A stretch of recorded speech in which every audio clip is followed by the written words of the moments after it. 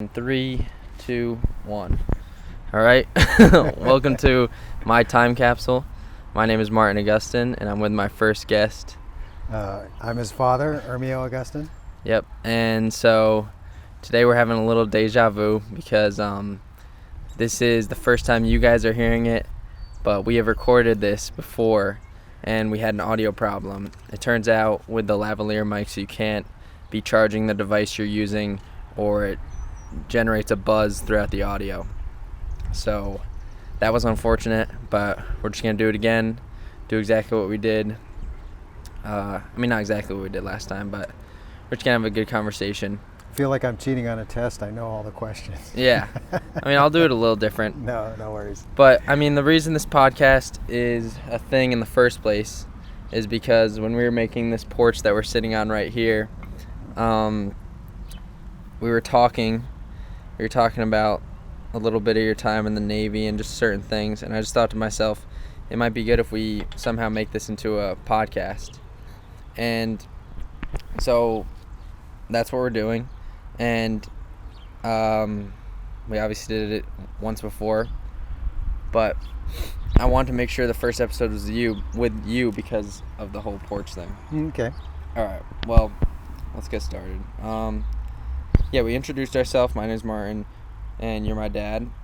And I guess I just wanted to start again with how you grew up, and how it got you to now. Like, what was it like in your neighborhood? What was it like being the oldest of your 5 siblings? Like, just like the dynamic that was going on at that time.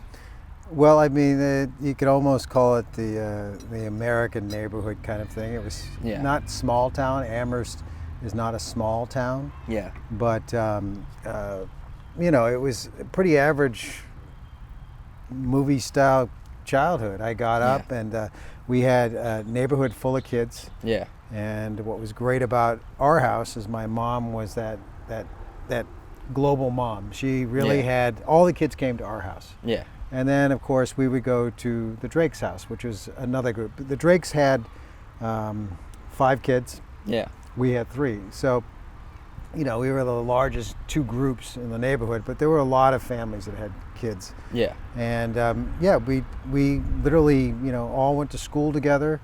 And then when the school bus dropped us off, we changed our clothes and we were all out playing together. And it was a fun time growing up. And did you have any more responsibility being the oldest? The biggest thing the biggest responsibility any of us had, regardless of age, was to be at the dinner table on time. So it was one of these things where, we all pretty much played together. Yeah. Again, with the Drakes, they had kids all about the same ages as my brothers and myself. Yeah. So, literally, we went to school and hung out together. Yeah. And just played. And it was like one of these, we'd have these little adventures, or we'd play tag football, or, anything that a group of kids could do when they got together. And, both our responsibilities at that time were, okay, have fun, but be home for dinner. Yeah. I actually remember you telling me a story about one time, didn't you get knocked out by like a baseball bat or something? Yeah, that that was at a little league tryout, and what was going on? Really? Yeah, what was going on was I was playing baseball. We were actually at a sports field where my brothers were trying out for a track and field team. Yeah. And so my mom, I had other intentions. A bunch of us got together and we went and played baseball at the baseball diamond. And I liked playing goalie and catcher. I always loved those positions. Yeah. Because it was kind of like soccer, right? You could be a hero or you can lose the game, right? And you're talking about goalie for soccer. No, I'm talking about goalie for soccer. You're right. And then catcher for baseball. Catcher for baseball. Okay. And so what had happened is that it's getting later in the afternoon. Everybody knew it was about time to go home, kind of thing. Yeah. And one of the kids up at bat hit the ball straight up in the air. Yeah. And of course, my focus was on the ball coming down, and the kid decided to swing at it again. Oh, really? Swing at. Oh. Swing at the foul ball again. Yeah.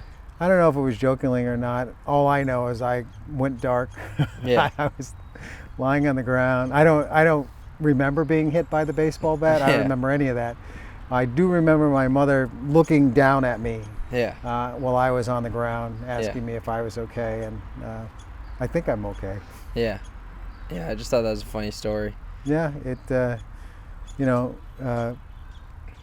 couldn't tell you the kid who swung the bat, Yeah. but I could tell you that, I survived the situation. I mean, the Yeah. same thing happened in soccer. In soccer, as a goalie, I nearly got myself clocked because I was going for a ball Sorry. that was down on the ground, and the kid decided to kick it while I had it, Yeah. and Oh, hit yeah. me right in the face with his foot.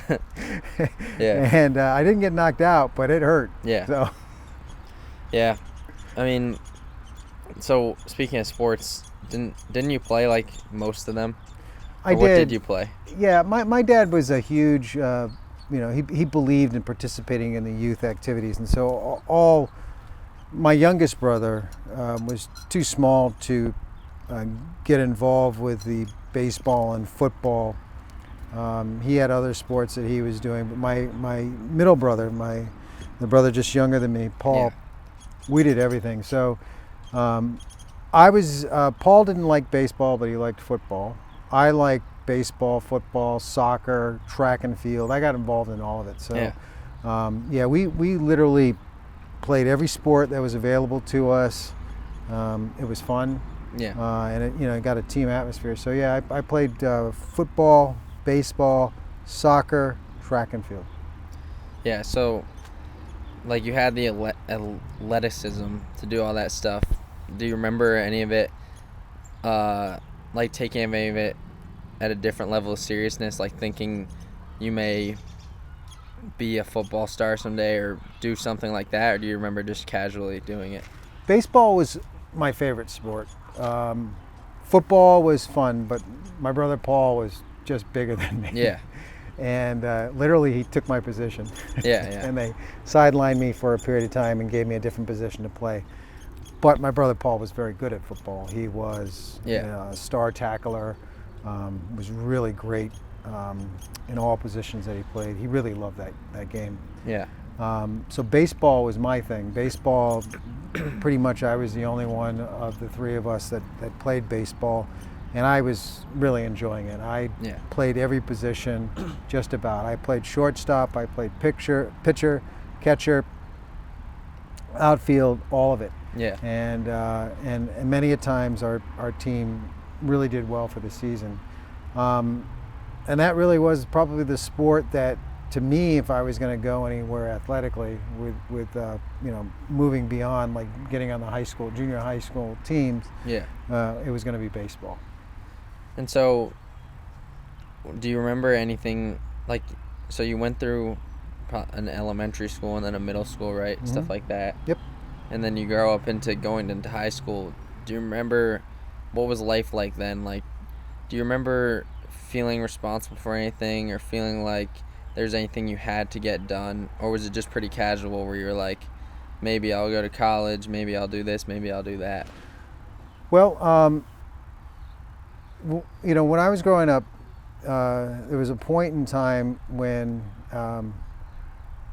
a big responsibility from being the oldest was to try and generate a level of income and contribute to the household. So it was one of these things where, I was always very industrial. I always was like a hard worker. So one summer I decided to get a paper route, and I was fortunate enough to get a paper route because they were all taken. Yeah. And Mr. Hastings, who was the owner of the newsstand in town, this was a central gathering space. It was kind of like not really a mini mart, but it was like a stationery store. But it also had all the newspapers that you can carry in the area. And all his routes were taken. Yeah. But he did give me a section of town. It was 2 apartments, Brittany Manor and Riverside Apartments. And he said, you get 10 subscriptions and I'll let you have a newspaper route in that area, in those 2 apartment complexes. And I said, okay. Yeah. And I worked at it, and I got 10 subscriptions. Yeah. And then it turned into from 10, and shortly, probably the first school year after, because it was full of college students. Yeah. After the first probably fall semester into Christmas, I had suddenly 87 to 90 papers to deliver. Yeah. So that really took up a lot of time. It did generate a very good income. Was it biking? Yep, I literally would ride my bike to school, Yeah. and that was probably about 15 miles.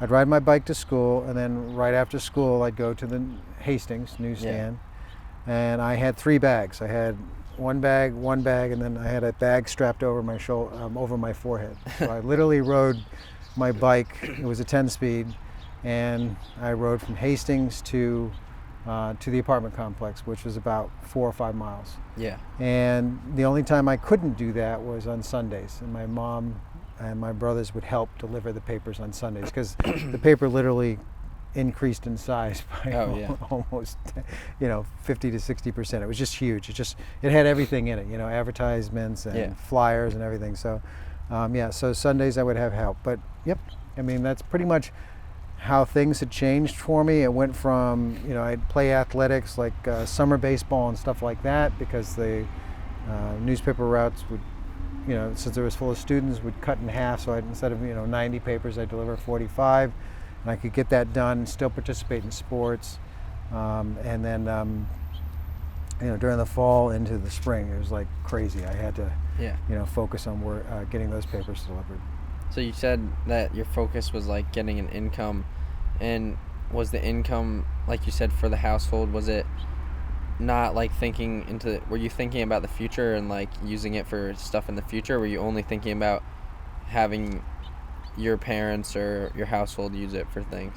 Well, I at the time I was a kid that was like into instant gratification. So literally, there were moments when I would spend the money faster than I had it, and then but the money that I gave my parents was, that was out of my hands. In other words, boom, I'd give them that money, and my mother would literally just saved it. And anything that we might need as kids, or like when it came time for school and things like that, and buying school clothes or school supplies, there'd be a little cookie jar you can grab the money out of that my mother would have.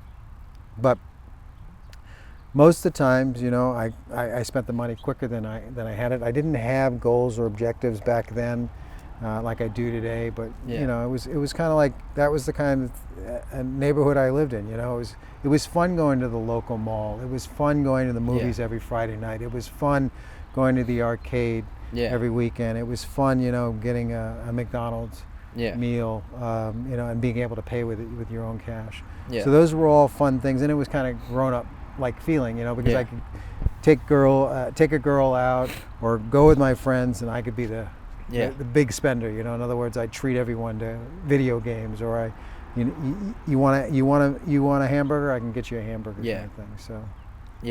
So big man on campus, I think, is the word. No, I know exactly what you're saying, and you're saying how it was fun and all that, and that's something I always think about with my life now is I've learned about things that are fun, and also the fact that sometimes you have to sacrifice what's fun to do certain things so you can get farther in life or whatever. Right. So like sometimes I question if I should be doing something fun, or if I should sacrifice that fun to get something else done that might get me a step ahead. So that's like the kind of things I wonder about, is because a lot of people, you hear a lot about just have fun and do whatever, and you gotta wonder if you'll regret having fun or if you'll regret sacrificing fun.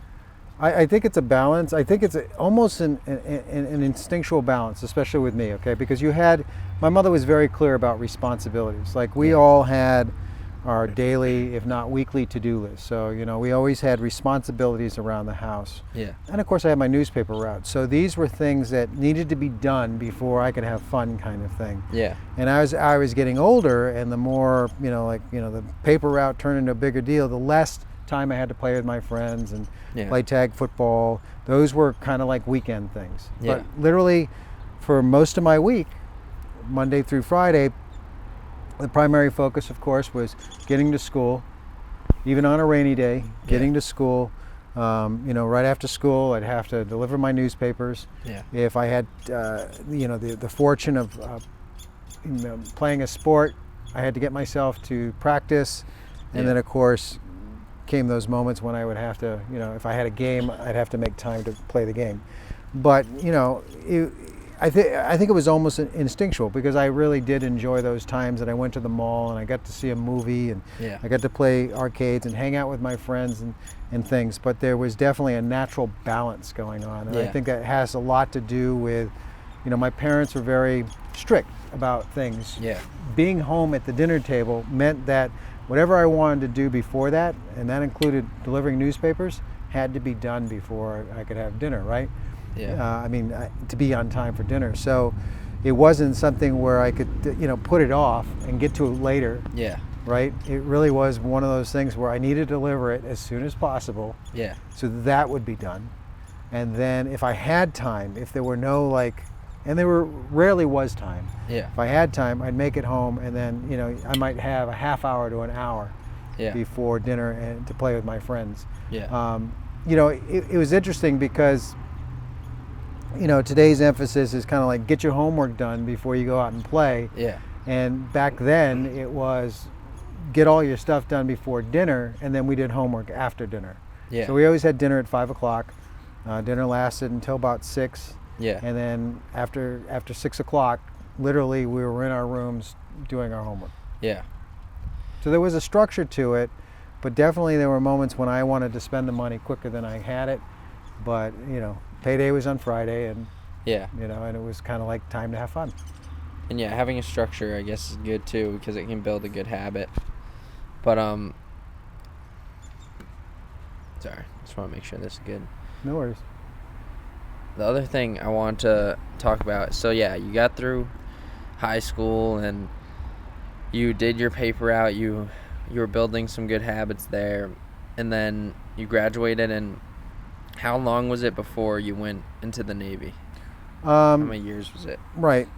It was just a year later. Because I forget if I'm forgetting the timeline correctly. Wasn't there a point where you lived with a friend before you left? I did. It was there was a point in which I was getting to be more than a teenager, right? I was getting to be 14, 15, and 16, and I was kind of like wanting to fade myself out of newspaper routes, because I was going to high school, and when I was going to high school, it was kind of like, well, I'm working my butt off here. Yeah. Delivering newspapers. So there was a point, I think when I was 14 or 15, where I stopped delivering newspapers. And I got a job working at the local diner. Yeah. It was one of these things where I was trying to be creative in how I was going to, do stuff. Yeah. But, high school was a big deal, and I wanted to do well. But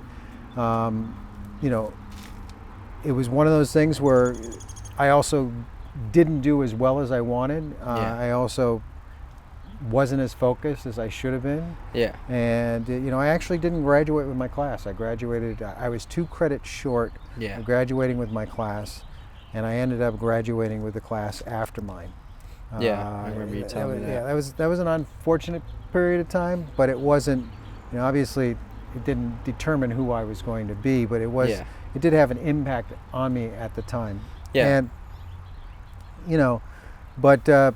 when I graduated, it was then focused on work. That's actually a good point too, is you said it had an impact on you. What exactly was the impact? Did it make you feel like I don't know if this is too strong of a word, but did you feel like a failure or something? I did. For the moment that I didn't graduate, it was probably a difficult month, because, here you are, and everyone is obviously in celebration mode, right? Yeah. All your friends are in celebration mode. They're done with high school, and they're going to move on with their lives. Yeah. And what I had to figure out was, okay, I'm not going to graduate with my class. I have 2 credits to do. So that meant I had to go to summer school or reattend school in the fall. And there Yeah. was no way that was going to happen. There's no way that I wanted to do that. Yeah. I didn't want to have to go back to the high school. So I decided to take summer classes. And it was actually a fun summer school. I mean, I read a lot. Yeah. I took a class in reading and writing and got my credits. And I graduated. Yeah. Probably the tough revisit was that my mother insisted that I go to graduation. Yeah. She wanted that ceremony, so I had to actually go to this huge ceremony. And of course, our name is A/Augustine. Yeah. And I had to stand up and take my diploma. I think I was the 3rd person in line. Yeah. And this was with the grade below you, right? Yeah, it was the grade below me.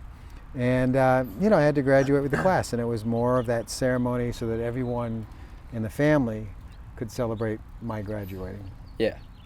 And sorry, I'm having bad allergies, so I'm actually gonna grab a tissue, but I'll cut this out Okay. of the when we in post. No worries. Grab tissue. Now we're back, and we were just talking about the graduation, how you graduated with the class below, Mm-hmm. and how that impacted you for a little bit there. Mm-hmm. And sorry, you got the impact of it, and then you end up graduating, obviously. And then after you graduate, did you say you went to work? Yeah, after that? I got a full-time job. What was it?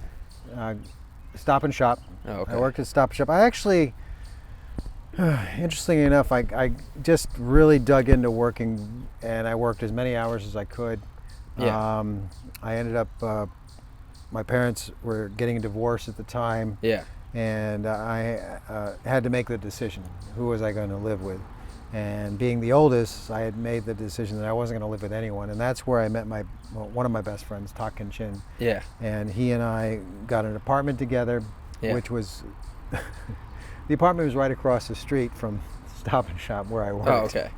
And what was it like in an apartment then? It was Was a it fully easy? furnished apartment, so it wasn't difficult. It wasn't like I had to like furnish it or anything like that, or put a huge investment into And things what did like the that. rent feel like back then? It was not bad. It Yeah. was pretty inexpensive. At least I remember, actually I say it was inexpensive, but my meals consisted mostly of pasta and garlic sauce. Yeah, so it's just I like- really did pasta, olive oil, and garlic. Yeah, I yeah. mastered that food group. Yeah. And occasionally since I worked in the grocery store, I had the privilege of having something Yeah, yeah. other than that from time to time. But really, I would tell you that a lot of my income went towards rent Yeah. because I had a responsibility. Tak couldn't pay for everything. He was older than me. He was Yeah. a college student, and it wouldn't have been fair to him. So I had a responsibility to pay for my share. And did you feel like the hard working was kind of a bounce back from the quote unquote failure you felt in that graduation? I would probably. Do you feel like you had a bounce back? I think if I was to be honest, it was more of a distraction. In other words, just put my nose down to the grindstone and Yeah. just work. And as much as I wanted to enjoy things, Tak and I would play tennis a lot. So Yeah. literally, we'd have the weekends or after hours kind of thing, because we found an after hours court, Yeah. and we would play tennis a lot. We Yeah. played a lot of tennis back then. And I don't know, Tak was a really good mentor for me. I think he understood the whole idea of keeping me physically active and Yeah. distracted and things. He was also very good friends with my father, so they developed a relationship. So it was kind of like one of these things where, here's the older brother, Yeah.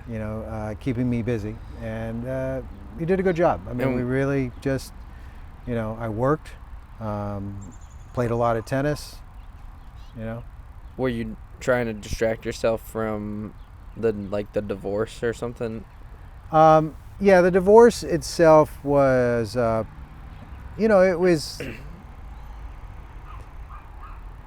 it wasn't that it was nasty or anything like that. Yeah. It was just one of those things where every kid or every person that goes through it, when your two parents disagree with each other, Yeah. it's really difficult because, you're trying to figure out whether you're picking sides or you're not picking Yeah. sides. I didn't want to pick sides. So Yeah. My two younger brothers didn't.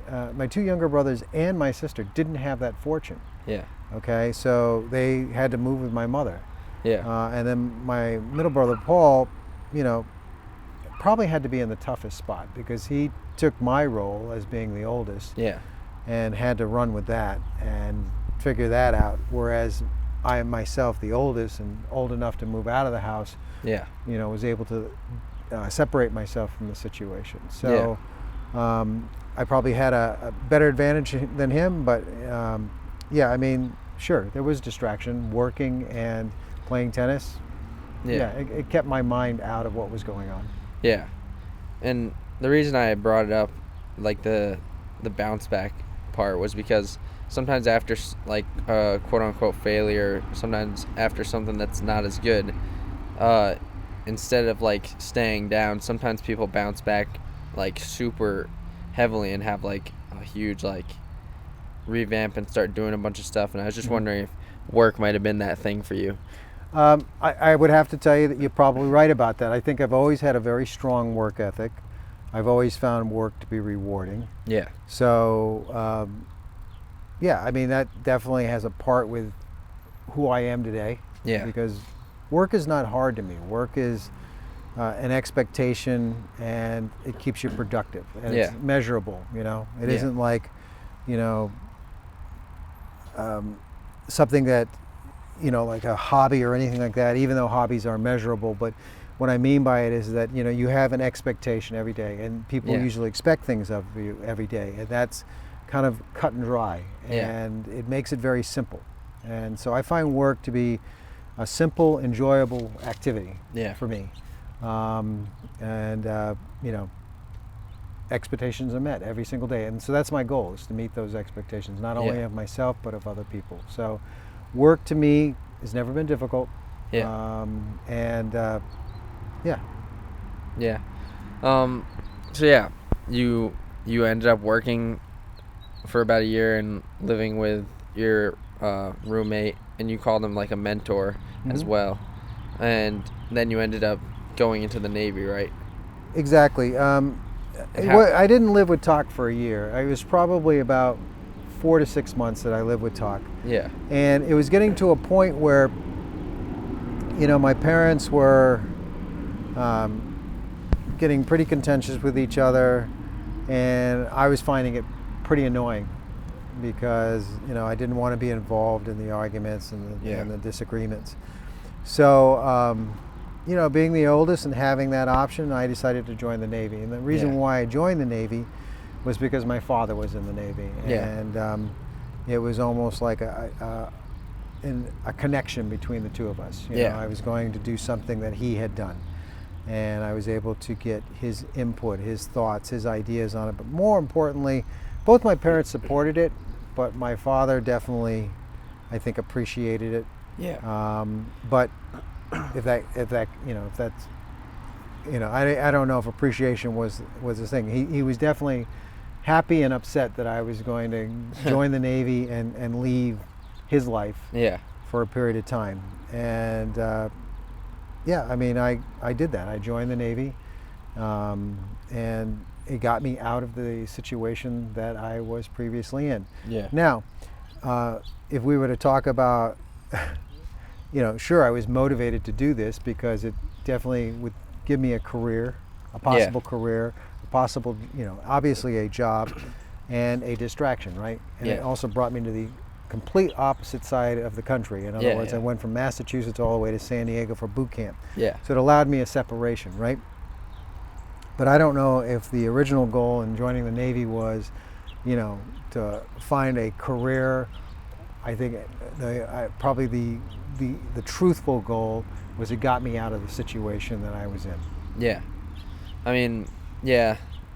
And so it did get, you said it did get you out of the situation you're in, but did it end up being an experience that was worth it anyway? Like, it was just worth the time, like, not just a distraction, it was also like an experience for a lifetime in a way? Yes. You know, again, my work ethic kicked in, and at the time, you know, back in the 80s, you got all kinds of people joining the military, but my work ethic gain notice, right? Because I literally just basically did what was asked and went beyond. So one of the things that happened to me that was a huge bonus in the Navy is the moment I joined, right?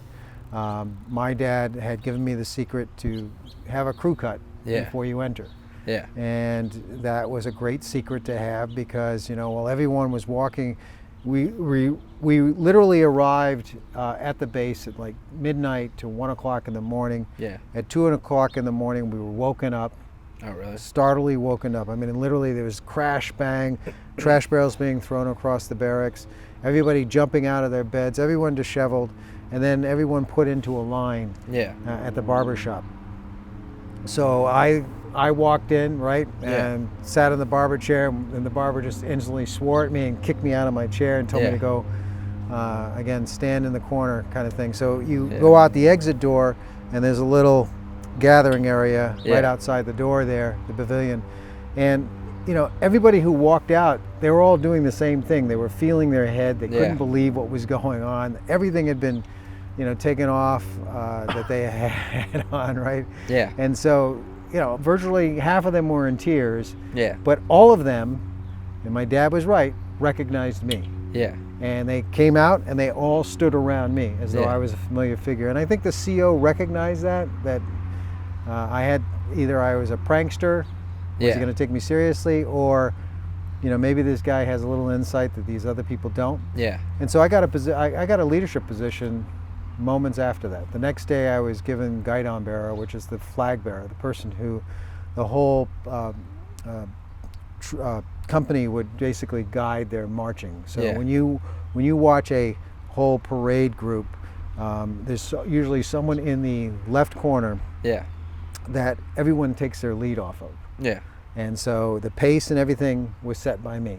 Yeah. And it was not, I wasn't the in charge of the company. That was the CO. Yeah. But I definitely had a leadership position that kind of like put me above the rest. Yeah. And so, like, being in the Navy too, it gives you that physical fitness aspect. Mm-hmm. And do you believe, what even were your thoughts on physical fitness in the Navy and even throughout life, just in general? Because some people, like, I guess I can say myself, I got the habit of being into physical fitness, and I was like, oh, this is nice, and then I started doing it a lot. Mm-hmm. But what was it like for you? What was, like, your mindset on physical fitness? Because some people in this world don't even think twice about it. They're like, physical fitness, I don't know, whatever. Like, I don't have to work out. But then what was it like for you? Because you had a base with the Navy, with sports. Like, they give you a base to be like, hey, if you're healthy, it's going to feel pretty good. Right. I mean, when it came to the physical test and things like that, I was not at a disadvantage. I was in pretty good shape. Most of us were. And the Navy itself, I didn't really have a physical activity routine. I basically did whatever calisthenics were expected of us, passed all the physical tests, things like that. But again, my purpose and intention of joining the Navy accomplished its goal. I was far away from home. And the Navy took me where I signed up to go. And that, another thing my father told me, make sure you get everything in writing. So I knew what I was going to be doing. Yeah. So literally finished boot camp, went to electrical school up at Great Lakes, and I almost treated it like being a college student. I goofed off more than I goofed off to a point where sure, I was productive, and sure, I passed the easy exams. Yeah. But then when I got to the nuclear program, that's where I really failed. I once again dropped the ball with that, and I had to step down from that program. But as you progress through my Navy career, I took that moment, stepped down, right? And I ended up getting onto a ship, and on that ship, that's when I stepped up again. And that turned out to be probably the best time I was in the Navy. I was in charge of my division in very short time. Yeah. But I also had a great leader in the Navy, Chief Warrant Officer Beard. Yeah. Fantastic guy. He's, he was tallest man I knew at the time. Barely fit through the doors. Had a beard. And back in those days, you had to be of rank to have a beard. And literally was, this foreboding gentleman, but found out that I had been stepped down in the nuclear program. He said, I hate nukes, and gave me my ranks back right away, which put me in charge of the division quickly.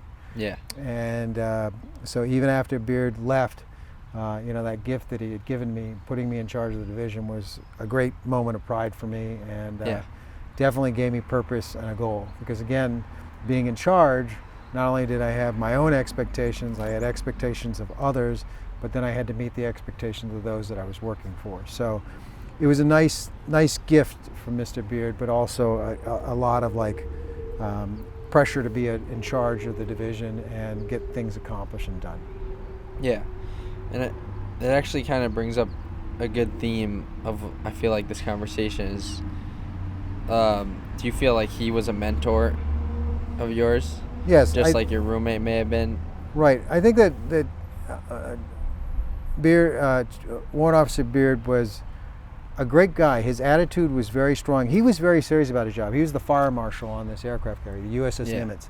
So that's a big responsibility of an aircraft carrier, right? You've got like 3,000 plus people on this ship. This ship has to float on the water. It has to do a lot of things. But most importantly, you can't afford a fire. You can't afford safety hazards and things like that. So he was in charge of those types of responsibility. And he also was in charge of my division, which was called the Habitability Division at that time. So when it dealt with your comfort level, like your air conditioning or your heating, water supply, and electrical. So all those things were under this division. So we were in charge for your comfort level on the ship. And so, naturally he was in charge of us. So Beard was a great mentor. He basically said, don't take any guff. Yeah. Remember, if you want to do this right, do it in order. Don't sit there and let someone come to you and pull favors out of their hat. Yeah. Because if you do that, then you have to do it for the next person, the next person, the next person. So he taught me a lot about work ethic and keeping on the straight and narrow. Keep it above board. And that way you will not get in trouble. And that's how he ran our division, was above board. He didn't do favors for anyone. Yeah. Because he was the fire marshal. And if you did favors, then you had to do another favor and another favor and another favor. At least on the surface, that's the way it appeared. And so that's the way I ran the division. And I feel that we ran it very successfully while I was in charge. And so what year was that in the Navy? That was probably 81 to 86. And what year of your 6, right, were you in? That was the second year. Oh, okay, so that was the second year? Second year I was in the aircraft carrier. So about a year and a half was school. Okay. And that included boot camp, which was basic training, then my basic electrical training, then my nuclear training. Yeah. So you're only 2 years in. What was the next 4 years? What happened then? Well, I was in charge of the division, the Habitability Division, and running it. Not the best physical time. I did not. I remember going to the gym from time to time, but I really wasn't a physically active person. In fact, I would tell you that I gained most of my weight while I was in the Navy. I weighed 230 pounds by the time I was done. Oh, wow. So. And what was that, just eating? Oh, yeah. Not work? I mean, you're in charge of the Habitability Division, so if a person wanted their Coke machine or their VCR, they had to go through my division, my department. So that included people who were in the kitchens and, cooking food. And obviously, if the soda machine wasn't working, and they wanted to tend to, or they had a new piece of equipment, or they wanted to watch a movie and they got a new VCR, it all had to be approved by us. Because literally what our division did on its safety walks is that we would go to VCRs and we'd look for the tag with our initials on it. And if the tag didn't have our initials on it or was missing a tag, we confiscated the VCR. Oh, really? Or we unplugged and snipped the cord on the Coke machine. And the only way you can get those things back was through our division. So, I mean, I didn't have to stand in line for many things. I was, every morning I had 6 hot cross buns, 6 cinnamon rolls ready for me. And I got myself a big cup of coffee. Besides, I had a coffee maker, and every morning was the same thing. I'd get up and go past. I didn't have to stand in the line. I went past the backside of the line. I went almost through the officers' line. I didn't have to Didn't have to stand in any door. Literally, I just went on, tapped on the door. Hey, Ermi, how you doing?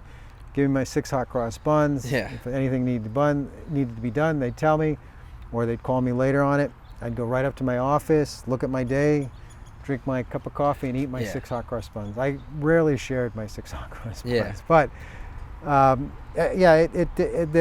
payback for that was, weighing 230 pounds. I have a picture of me where I'm standing next to a camel in Israel, and I remember when I looked at that picture, my thighs were almost as big as the camel's. Yeah. I mean, I guess it's just a habit thing. Once you build the habit of that positive, like 6 hot cross buns or whatever, it's hard to break. Yeah. So, like, speaking of that, like, once you get out of the military, I mean, I know you got into biking and stuff, so physical things weren't out of the picture. No. So, I mean, what was that journey like? I mean, we can keep it in the Navy for a little bit longer. You can talk about the fact that you just brought up being in Israel. Like, that's kind of cool that you got to travel places in the Navy. Like, how did that even happen? Did you just end up on carriers that ended up in cool places like that? Right. I mean, our character was assigned to a group that visited the Middle East, and that was their area. I think it was called not the Atlantic group, but it was the Atlantic group. So we literally went to Spain, Israel, Egypt, So you've been in France. Spain. Yeah. Oh wow. So been everywhere. Italy was very big for us. That was one of our main places to be at the time. Yeah. But yes, I mean, I was pretty fearless with wanting to visit every country that we went to. Yeah. So it was one of these things where, especially if it was new, I was one of the first people off the boat, kind of thing, and wanting to experience everything that I could. But the Navy itself was a pretty simple thing. It wasn't difficult. Even the challenges of getting prepared, like doing general quarters and things like that, not a problem. Yeah. These were all basic responsibilities. So it was very easy because there was very little change in our daily operation. Yeah. And it was 7 days a week. You didn't have a day off in the Navy. In the Navy, literally you had shifts. So there were 3 shifts. We ran a 24-hour, 7-day-a-week operation. So there was no like taking shifts. Not only did I have a division that I was in charge of, but everybody shared watch duty and things like that. So we had our safety walks, but then on top of the safety walks, you had to report and do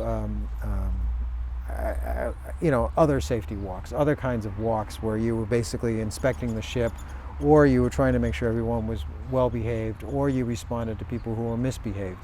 So, it was like 24/7. There was no breaks in it other than if it wasn't your shift, right? Yeah. You got to eat, you got to sleep, Yeah. or you got to watch a movie, a video, if it was properly timed. Yeah. I mean, yeah, so it sounds like a good experience overall. And since it was so casual and structured, I mean, that probably built some good habits. And if you're talking about good habits, yes. I always think that instinctually my ethics from when I was growing up and working, really got me the advantages that I had while I was in the Navy. Transitioned. Yeah. So once the Navy was all over and you got out, what was it like getting out? Like, did you feel like you had a plan, or was it like really kind of like, dang, I don't know what to do now, like I'm not in my zone anymore? Right. Well, my mother wanted me to move in with her. Okay. And that was very important to her. Is that what you did? So that's what I did. My mom and my stepfather, Howard, lived in New York. Yeah. And that's where I went. I got out of the Navy. My brother came down and got me on my last day. Yeah. We drove my Trans Am all the way north from Virginia to Oneida, New York. Yeah. And, that's where I was. And my mother had me live with her for a little while. Yeah. I could only do it, for a few months. Yeah. And then my dad, I asked my dad if I could move in with him. Yeah. that didn't last more than a month and a half. He was not Yeah. not very happy with that. And so then I moved in with my brother, my youngest brother. Yeah. And that's really where things kind of changed for me a lot, especially the whole physical fit, physical nature of things. That all pretty much, the moment I moved in with my brother, that's Yeah. when I needed to ride my bike to get everywhere. I Oh, didn't have a okay. car or any of that stuff, so I really needed to focus on, okay, if I'm going to ride my bike, Yeah. I'm going to need to do something. And I also started, is around that time that I started my job with Whole Foods. Yeah. I was actually a carpenter and a painter before that while I was living with my mom and with my dad. Yeah. And I ended up taking my brother's carpentry job because he injured himself seriously one winter. And then when he healed up, the employer couldn't afford both of us. Yeah. So I had to find another job, and I ended up working for Whole Foods. Or Yeah. Back then it was Bread and Circus. Yeah. And wait, was there a coffee shop in between any of that? No, the coffee shop actually was after I started with Whole Foods and moved to Boston. So I worked in Hadley, Massachusetts at Bread and Circus, and then transferred to the Boston locations after about 2 years of working in Hadley. Yeah. And did you, I always don't know exactly how this story went. Did you meet Mom in the coffee shop or at Whole Foods?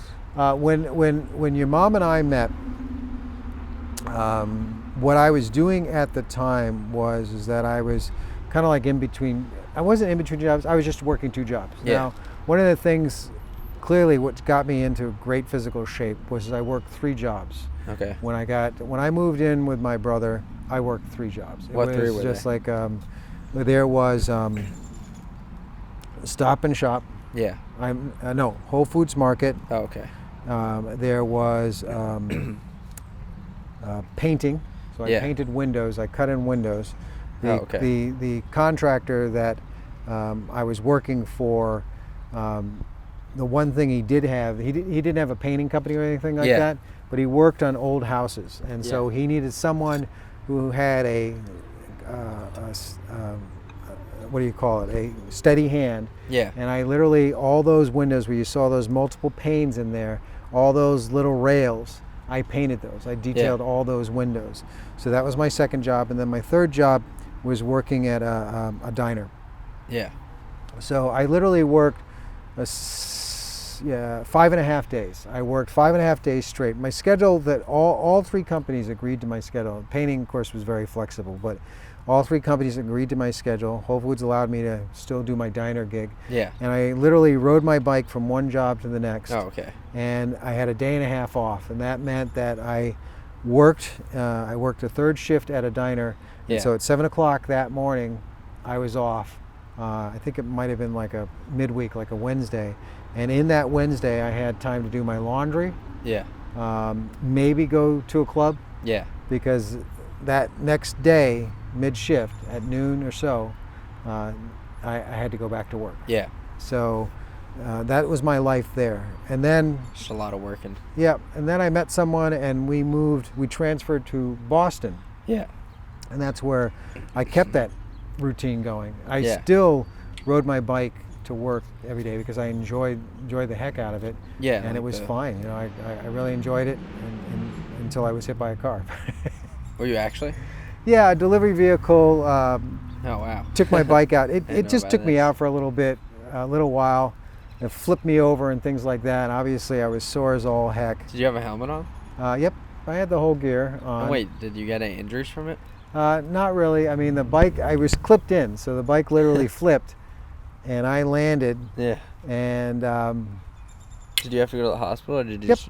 yep, Oh. I had to go to the hospital, but they did the x-rays, things like that, and I was just sore as all heck. I mean, didn't know I had about road that. rash on every possible joint, my wrist, my elbow, my shoulder, my Yeah. hip, my knee, and my ankle had scrapes on it on the left-hand side. Bad.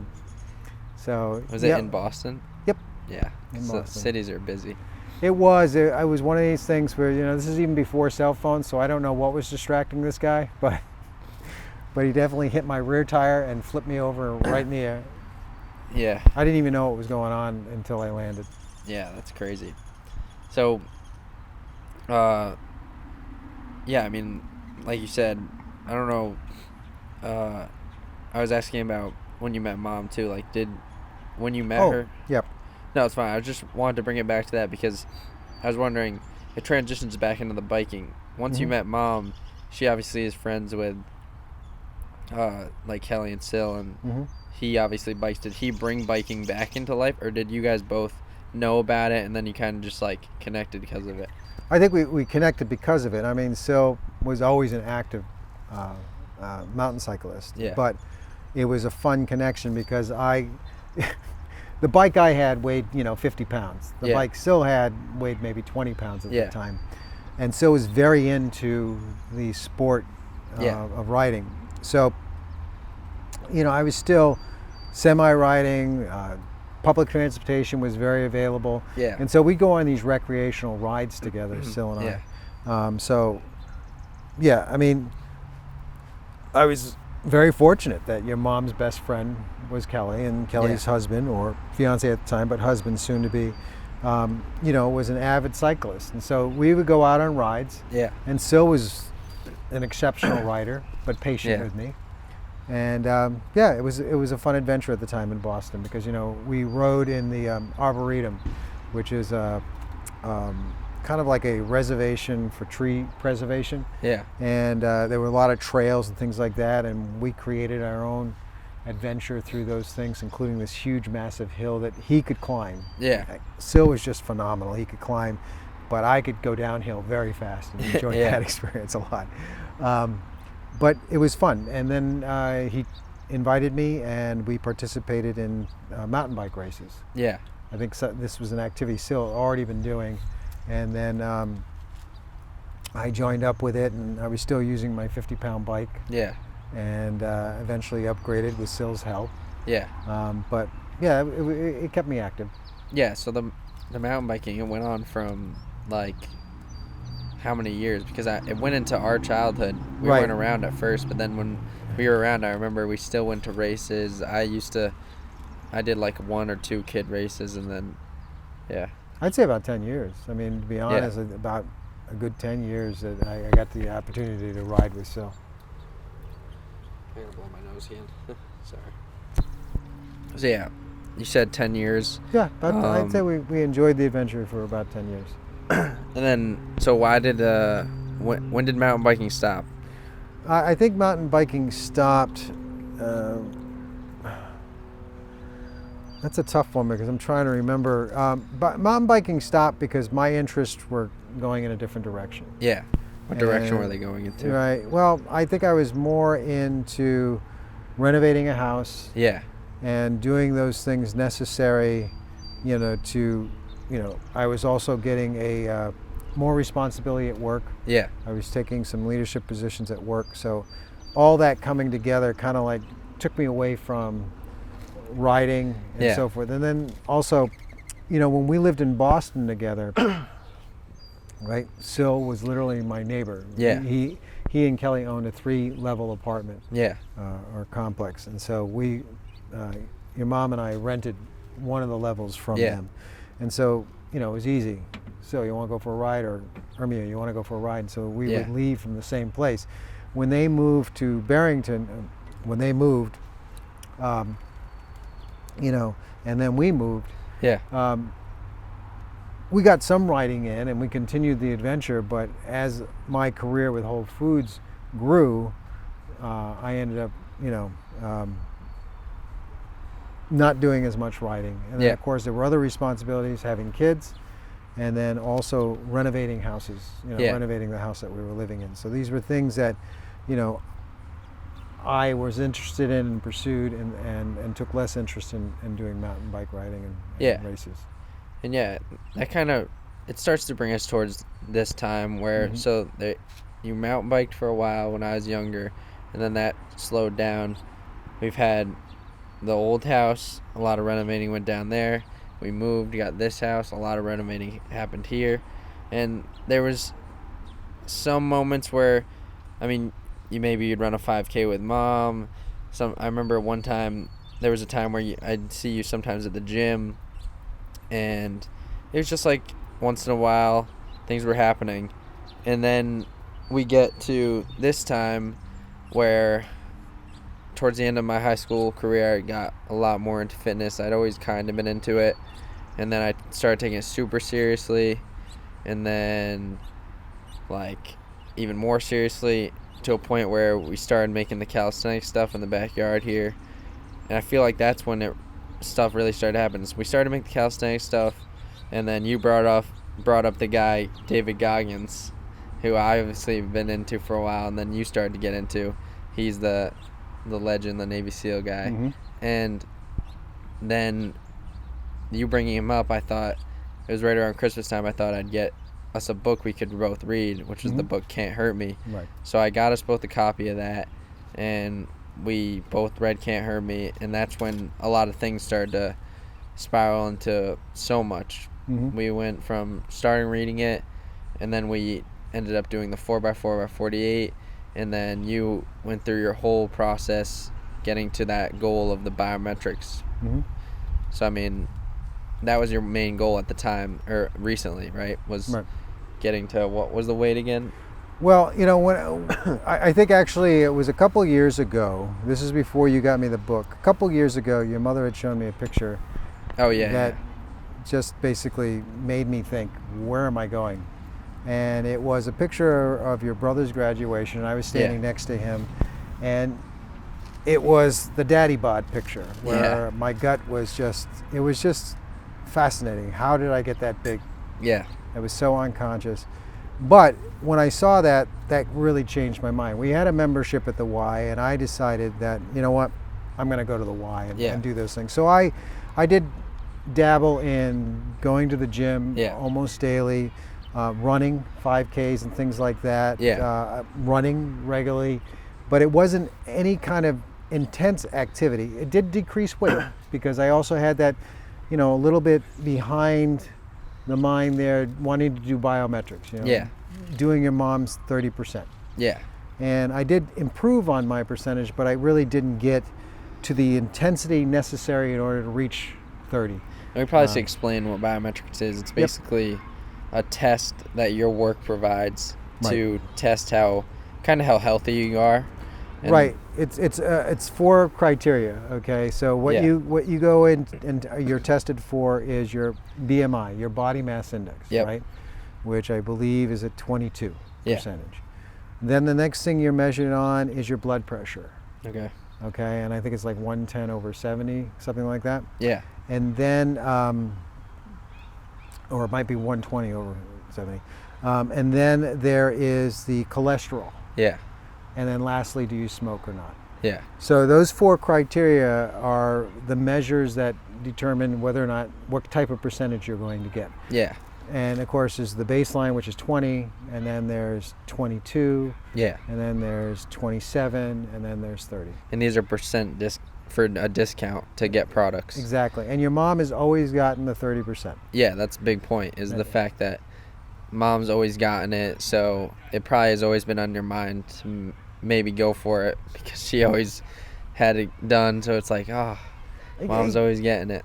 Mom definitely, probably, when you talk about discipline and, you know, having a goal and choosing to accomplish that goal, she's always had that great mindset. It's kind of like her as a natural runner, you know what I mean? Yeah. She placed her first race, and then she was addicted to running and would run every day, you know, and of course all the races she still places. So she's got that ability. Her very you know, strong mindset to get things accomplished is impressive, and it was inspiring. And I dabbled in getting 30%, and I took the test and never got more than 22%, and that was fine. But it wasn't until the book and I, you know, in our conversations, that I was convinced that it could be done. Yeah. And so, I mean, the book Can't Hurt Me, if you don't know about it, is a book by the guy David Goggins that we're talking about, and basically he talks about his life and what he's been through, and then provides you with some challenges, and he kind of just somehow wrote the book so well that I feel like anyone who reads it, you just walk away needing to like do more, and you just can live a more productive and more effective life. I think we both walked away from the book with so much more than when we went into it. We obviously did the 4x4 by 48, which is 4 miles every 4 hours for 48 hours. That was just a great start, and it kind of just kicked off everything from there. Yep. I went on to sign up for the ultra marathon that I'm doing in September, and when that signed up, I thought, oh crap, I mean, I probably should do a marathon too. So I signed up for a marathon, did the marathon. Now I'm training for the ultra.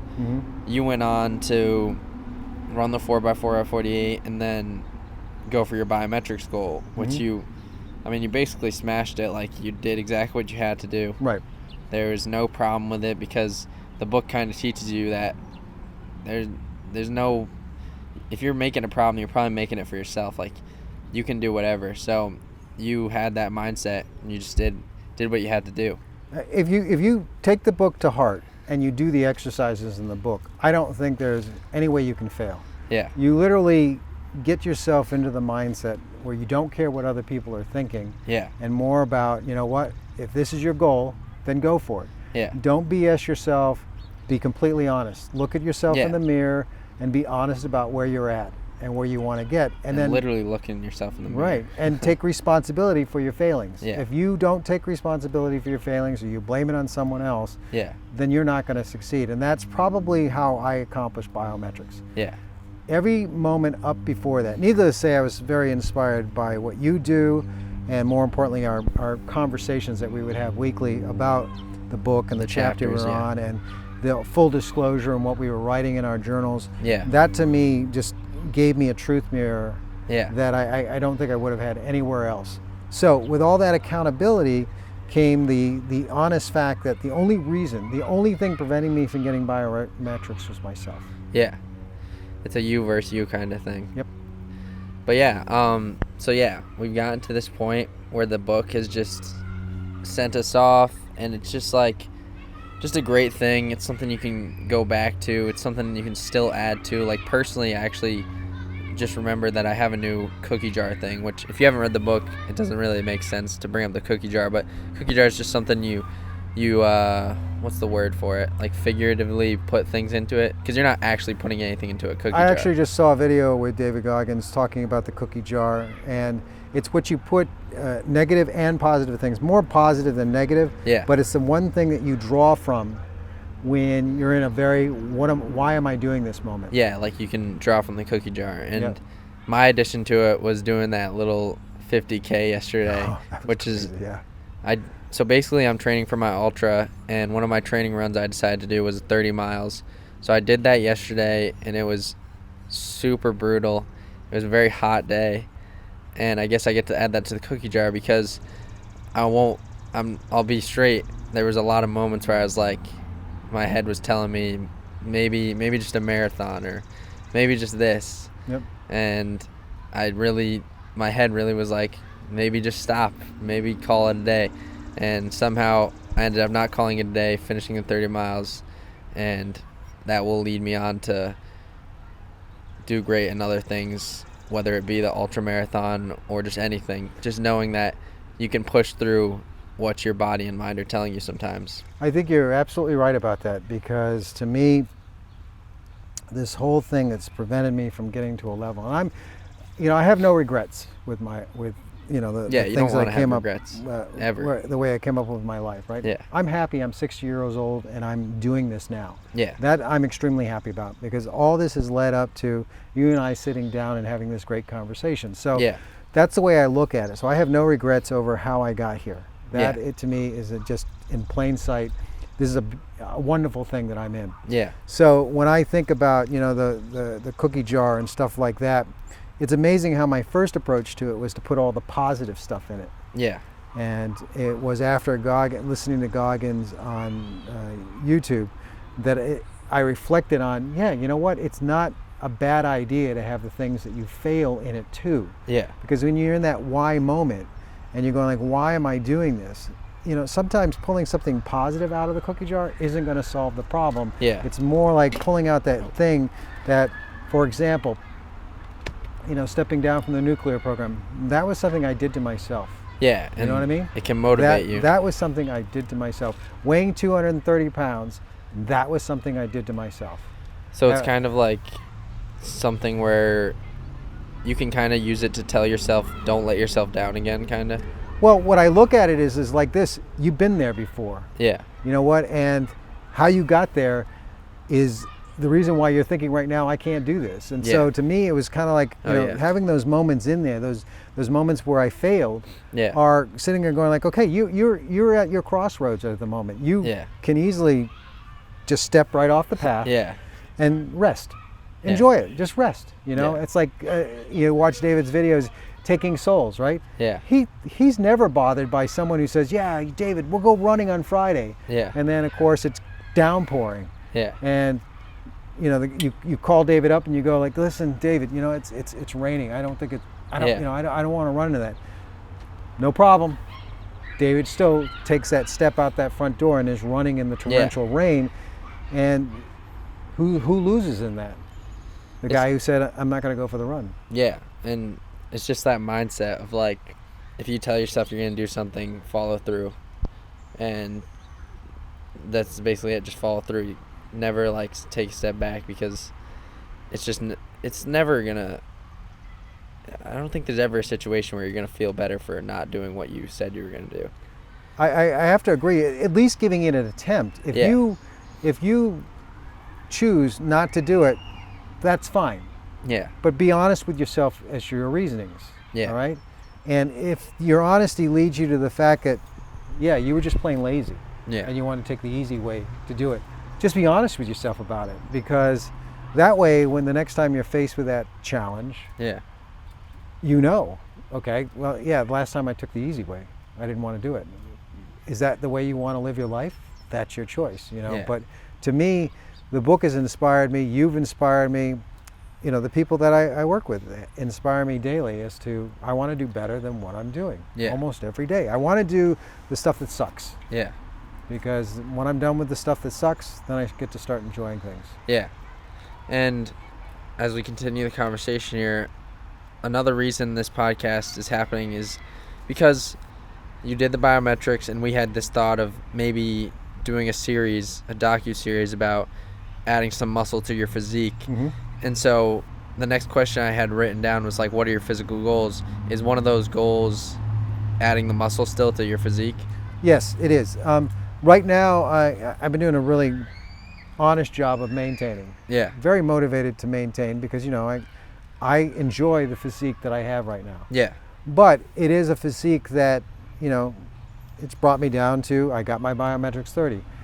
I really want to get to a point where I could start building upon that and get definition, because again, I have a very simple body. There's not much definition except for in my arms and in my lower legs, and I enjoy it in all honesty. But I do want to do that next level of physique where I can look myself in the mirror and do a pose and be impressed by the pose. So maybe it's a little selfish, but you know what, I think I deserve the opportunity, because again, it's just another step in my adventure, my health adventure. So I want to get so that I can get that six-pack ab. Is it possible? As we all know, beneath any layer of skin there is a six-pack ab. The question is bringing it out so that it's visible. And that is a goal. The other thing too is chest, continuation on my legs, but shoulders. Most importantly, I've never worked out properly. I've never gone to things and done weights for proper conditioning. And more importantly, and this is what I really think that I need to do in this next series, is push myself to the point where I'm going to black out. You know what I mean? In other words, I want to, with you mentoring me, get to that point where literally I'm fatigued. Yeah, like you want to work really hard. And I think that's a good thing. And I think something you were leading on to saying too is like learning the proper form for all your exercises. So that's something we'll focus on. And I don't even find it very selfish, because if you're putting in the hard work, you deserve like the physique that you're gonna get. Agreed. That's a solid point. That's old thinking. That's not David Goggins thinking. That's old thinking. It's not selfish.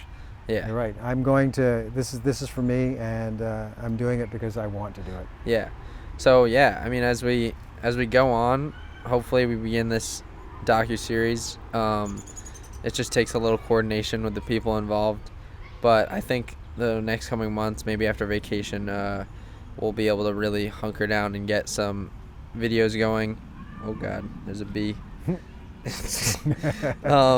So yeah, I mean, the goal is to add that physique. And then you also have early August. You're gonna go for the 4x6x48. Yes, I believe. I'm doing a birthday run from Which the is 4th to the 6th. Pretty crazy.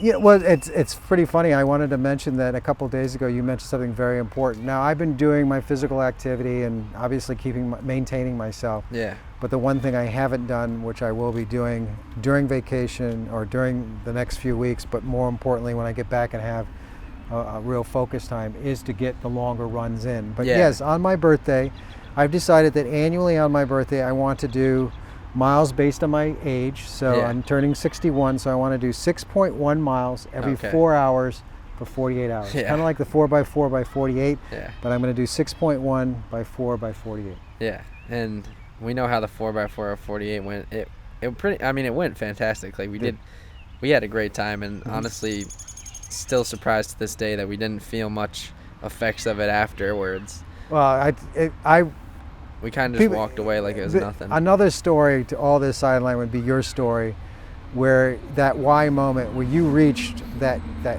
peak. Oh, the where, ankle injury? Yeah, that ankle injury. You reached that peak, and I could just remember the 4 last laps. This was the last 4 laps. Yeah. Of our planned run for that event. You said I was just going to start walking. I'll just Yeah, walk. If I it's have my to do ankle this was 4 injured. miles walking, that's what I'll do. If I have to take the full 4 hours just to do that, I'll Yeah. do that. And my proudest and happiest moments to date since we've read this book was the first time that you ran on my left side, said, "On your left, Dad." Yeah. And that was the best, most inspirational moment. That's taught me a lot about, you know what, you can get past this point. Yeah, and just to give it a little more context, you're talking about we were running the 4x4x48, and obviously that includes a lot of running. Mm-hmm.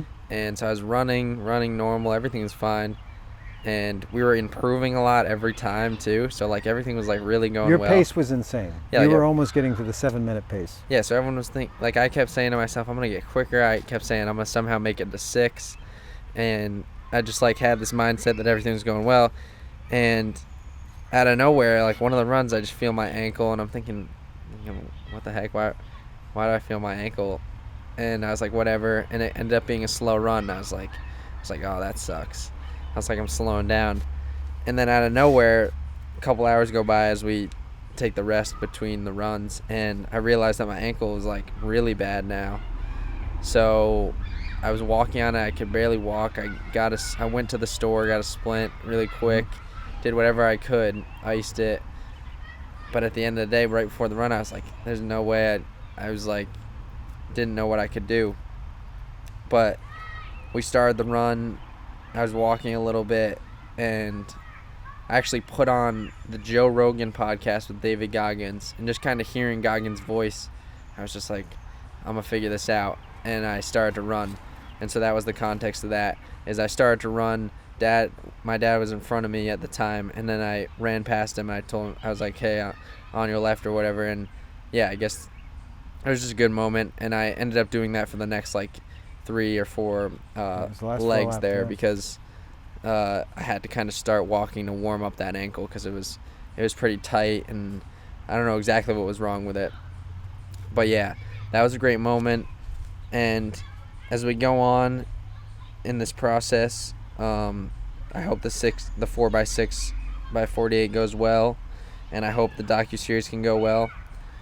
But other than that, I think we have both like began a great journey here through the book. We're going to continue reading books. We're going to continue doing what we have to do to improve. But it's just a great story. This was a great podcast. I know it was the second time, but just like hearing different details about you coming up in your childhood and then going to the Navy, and then just like the emotions of life it's always so interesting to me because everyone kind of has different emotions, but some things are the same, and it's just a wild thing. And now we're here, and we're both pushing ourselves all the time, and we both have each other to keep pushing. So it's a great thing, and I guess that'd probably be a good way to end the episode. I hope to come back more with you. We can do an episode on the book probably, and we'll just have plenty of content for future episodes because there's so much to talk about. We'll probably do one after the docu-series, all kinds of stuff like that. Yep. But thank you everyone for joining me on my time capsule. This was the second attempt on the first episode, and it was a good one. And I guess I will see you guys in the next episode. Thank you. Thank you for listening.